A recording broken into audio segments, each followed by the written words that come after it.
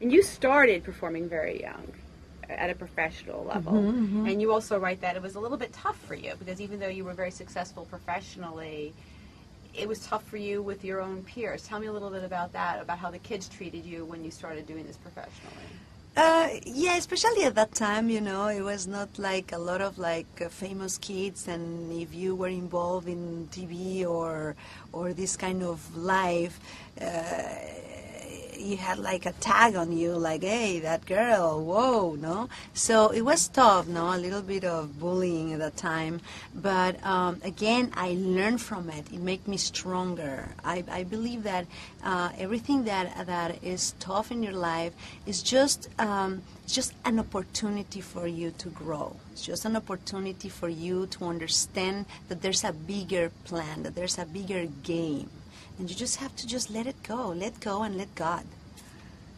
You know what's interesting too? You talk a lot about being stronger and gaining strength from all these adversities that you had to face in your life. But what I did find interesting is you said that when you watched Britney Spears kind of fall apart, you could understand why. In what way did you understand why Britney got the divorce and had a very public meltdown? Because when you're so young and when you have so many eyes on top of you and people judge you all the time and people criticize everything that you do, no matter if it's from the bottom of your heart and you believe in what you're doing, it's tough. But imagine in a teenager, so that's even worse because you feel vulnerable when you're a teenager. You feel insecure. So now imagine, like in the eyes of the world, like they're on top of you. It's very hard, and I totally understood, and I totally know where she came from.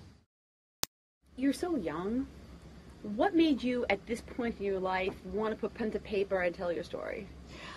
Well, a few factors. One, that I think the world is right now in a crisis, not just economically, but like spiritual, family values, even communication. We're just stuck in our devices, and there's no eye contact. That doesn't exist anymore. So I thought it was a great moment to write something really positive, something that brings a parallel into other people's stories with mine, and just kind of like remind them that everything is is easy. I mean, it's tough, but you have to change the attitude in your life.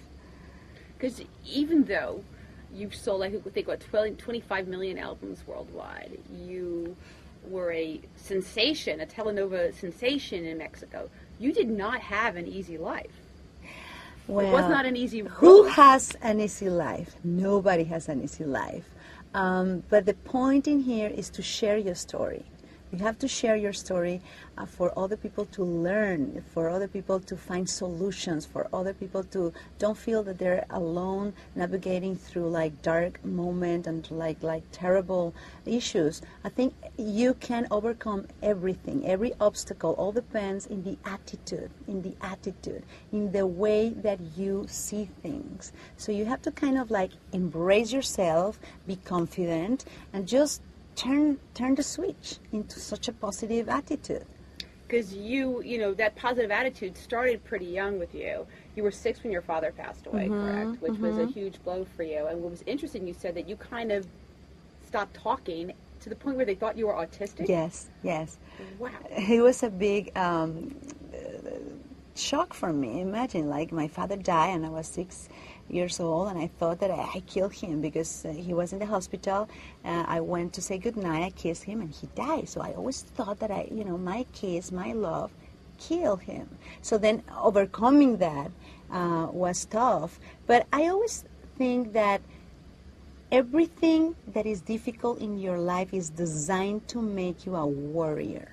It's designed to make you stronger. So I believe in those obstacles. You just have to be alert, and you just have to understand that that's part of life. And everybody go through it, not just like regular people and like famous people and sports people. They don't have that. Everybody has that in their lives. Because in a way, your father's death led you to acting, it led you to music. In what way? Was it kind of an escape for you, or was it more an outlet? I think it was more an outlet. Definitely the singing part, the music, the finding stories through songs that reflect my feelings helped me through this process. Music to me is the whole pharmacy. You can find your own prescription and, medicate yourself. Music is unbelievable healing. Another thing you talk about in the book is it was a very public kidnapping of your two sisters, which was devastating to you at the time. You said September 22nd, 2002, your life changed forever. You got a phone call. You were ready to go to bed. You got a phone call. What happened? I got a phone call, and this voice told me that he just kidnapped my sisters. So I was like, thought it was a joke, thought it was like, this is what happened. And then I found out it was not a soap opera, it was real life. And that event changed my whole life and the life of my family, because by my sisters being kidnapped, it's not just them that were kidnapped, it's the whole family, the emotions, our faith, our hope.